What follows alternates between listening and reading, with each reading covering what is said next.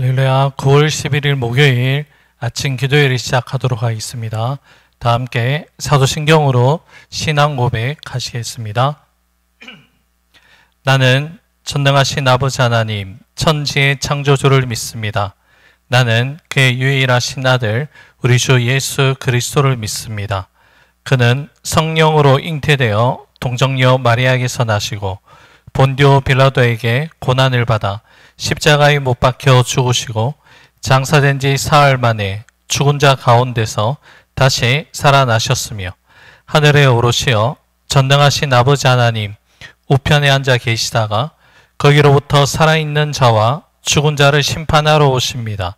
나는 성령을 믿으며 거룩한 공교회와 성도의 교제와 죄를 용서받는 것과 몸의 부활과 영생을 믿습니다. 아멘. 오늘 말씀 바로 보시겠습니다. 구약성경 스바냐 1장 14절에서 2장 3절의 말씀입니다. 스바냐 1장 14절에서 2장 3절의 말씀 한 절씩 나누어서 교독하시고 마지막 2장 3절 말씀은 한 목소리로 함께 봉독하겠습니다. 여호와 가깝고도 빠르도다. 여호와의 날의 소리로다. 용사가 거기서 심히 슬피 우는도다. 그날은 분노의 날이요 환난과 고통의 날이요 황폐와 패망의 날이요 캄캄하고 어두운 날이요 구름과 흑암의 날이요 나팔을 불어 경고하며 견고한 성읍들을 치며 높은 망대를 치는 날이로다. 내가 사람들에게 고난을 내려 맹인같이 행하게 하리니 이는 그들이 나 여호와께 범죄하였음이라. 또 그들의 피는 쏟아져서 티끌같이 되며 그들의 살은 분토같이 될지라. 그들의 은과 금이 여호와의 분노의 날에 능히 그들을 건지지 못할 것이며 이 온 땅이 여호와의 질투의 불에 삼켜지리니 이는 여호와가 이 땅 모든 주민을 멸절하되 놀랍게 멸절할 것임이라. 수치를 모르는 백성아 모일지어다 모일지어다. 명령이 시행되어 날이 겨같이 지나가기 전 여호와의 진노가 너희에게 내리기 전 여호와의 분노의 날이 너희에게 이르기 전에 그리할지어다. 여호와의 규례를 지키는 세상의 모든 겸손한 자들아 너희는 여호와를 찾으며 공의와 겸손을 구하라. 너희가 혹시 여호와의 분노의 날에 숨김을 얻으리라. 아멘. 오늘 본문의 말씀은 우리가 어제 함께 묵상한 스바냐 1장의 전반부 말씀이 이어지는 그러한 내용을 담고 있습니다. 바로 여호와의 날, 하나님의 날에 대한 그 말씀이 연속되고 있습니다. 1장 4절에서 18절의 말씀은 여호와의 날이 어떠한 날인지 추가적으로 말씀이 전해지고 있습니다. 먼저 14절에서 16절의 말씀 제가 읽어드립니다. 여호와의 큰 날이 가깝도다. 가깝고도 빠르도다. 여호와의 날이 소리로다. 용사가 거기서 심히 슬피 우는도다. 그날은 분노의 날이요 환난과 고통의 날이요 황폐와 패망의 날이요 캄캄하고 어두운 날이요 구름과 흑암의 날이요 나팔을 불어 경고하며 견고한 성읍들을 치며 높은 망대를 치는 날이로다. 아멘.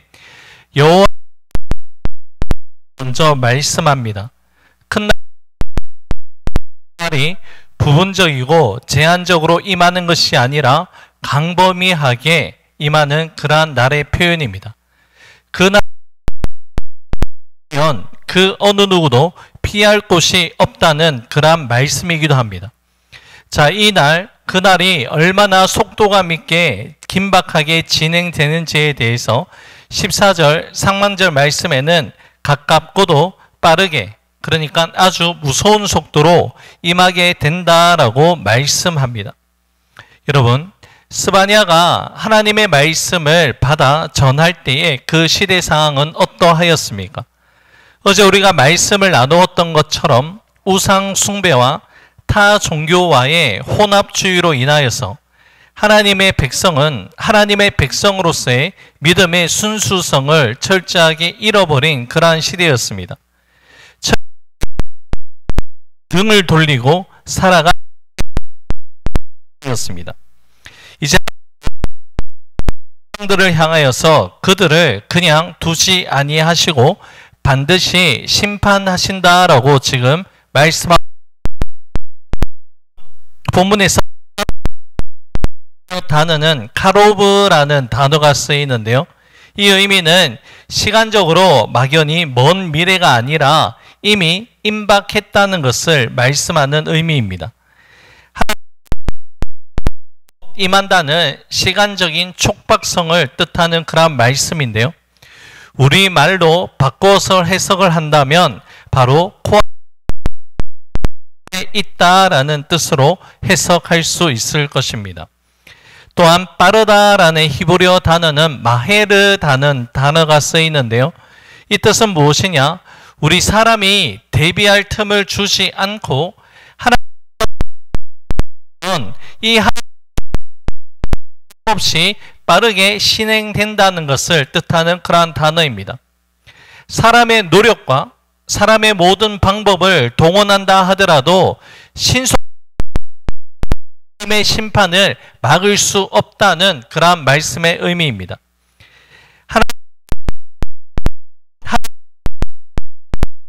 지연될 수는 있지만 취소되지는 않습니다.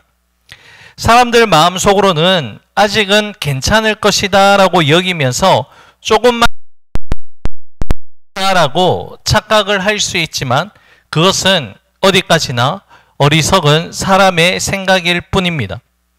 우리 예수님께서 말씀하신 것처럼 그날은 도적과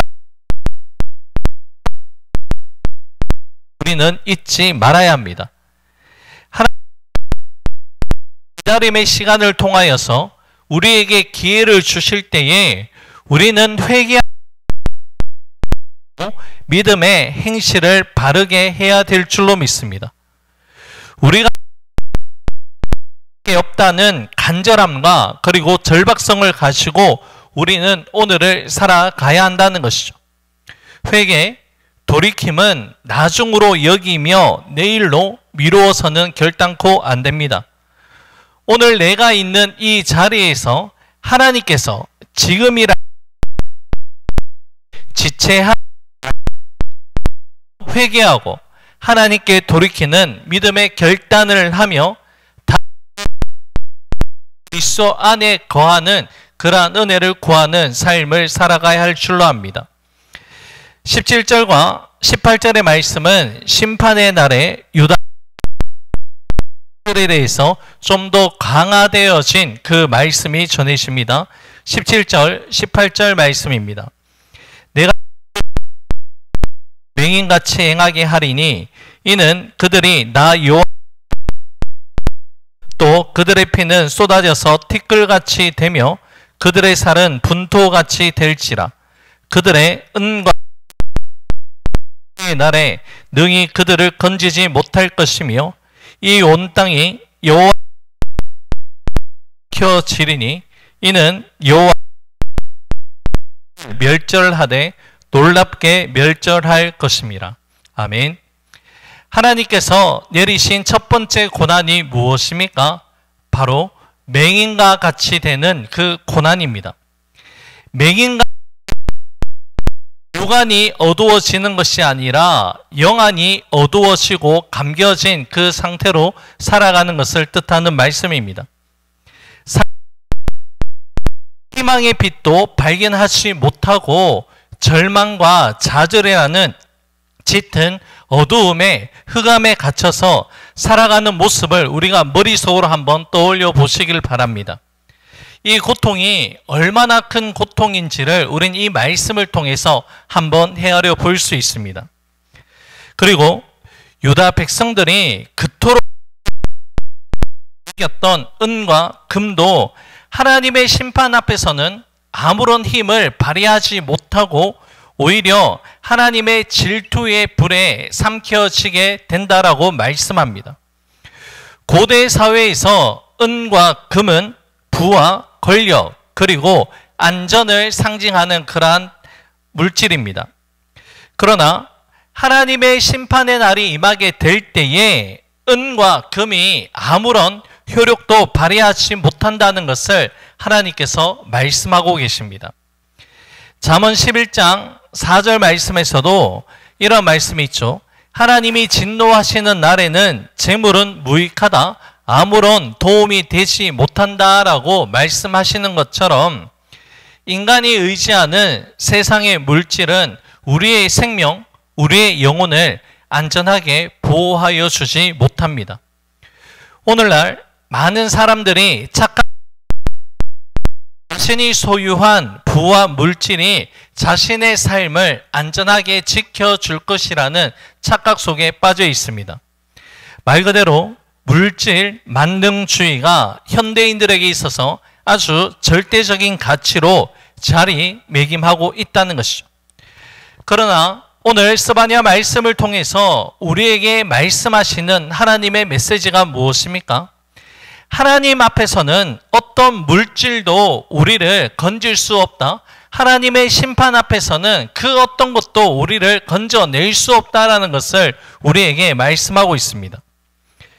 경제적인 풍요로움이 목적이 되고 행복의 기준으로 여기면서 하나님께 드리는 예배와 하나님을 향한 믿음까지 뒤로 미루어지는 오늘 우리 시대에 경종을 울리는 메시지가 오늘 본문 말씀 가운데 담겨져 있습니다. 여러분, 사도 베드로가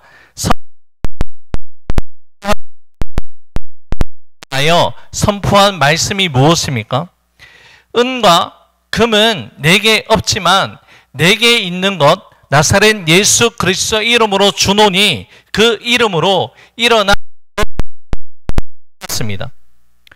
오늘 우리 시대, 우리 모습을 되돌아볼 때에 은과 금은 차고 넘치지만 예수 그리스도의 복음의 능력은 결핍된 채 살아가는 우리의 모습은 아닌지 우리의 모습을 되돌아봐야 할 것입니다. 이제 백성을 향해 다음과 같이 선언하고 있습니다. 2장 1절 백성아 모일지어다 모일지어다. 수치를 모른다는 것은 자기가 부끄러운 일을 행하고도 그 일이 부끄럽고 창피한지 모른다라는 그런 뜻을 가지고 있습니다. 단순히 부끄러움이 없는 상태가 아니라 죄를 짓고도 그 죄에 대해서 반성을 하거나 회개함이 없고 오히려 그 일에 대해서 아무렇지도 않게 목이 곧은 백성의 모습으로 살아가는 영적인 상태를 가리키고 있습니다. 예레미야 선지자를 통해서 전하해 준 하나님의 말씀과도 연결이 됩니다. 예레미야 8장 12절 말씀을 제가 읽어 드립니다. 그들이 가증한 아니라 조금도 부끄러워하지 않을 뿐 아니라 얼굴도 붉어지지 아니하였느니라. 전혀 부끄럽지 않는 이 모습들은 죄에 대한 감각이 완전히 상실되고 마비된 그 상태를 일컫습니다. 하나님 앞에서 그 일을 행하 느끼지 못하는 안타까운 여러분, 우리 자신이 때로는 부끄러운 일을 행하고도 그 일에 대해서 부끄러움을 느낀다면 아직 회복될 수 있는 최소한의 기회라도 얻게 되는 시간입니다. 그런데 여러분, 아무런 가책을 느끼지 않는다면 감각 없는 자가 되어서 결국에는 피할 수 없는 잊지 말아야 합니다.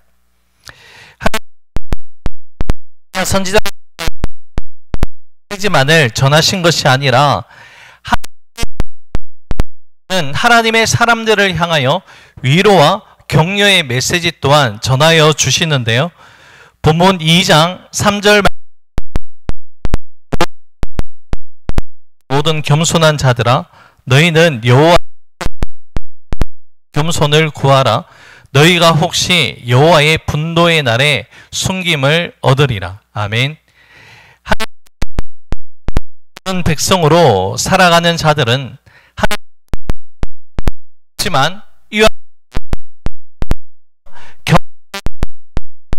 는 끊임없이 순간순간 하나님을 찾고 하나님을 의지하는 자라고 말씀하고 있습니다. 하나님은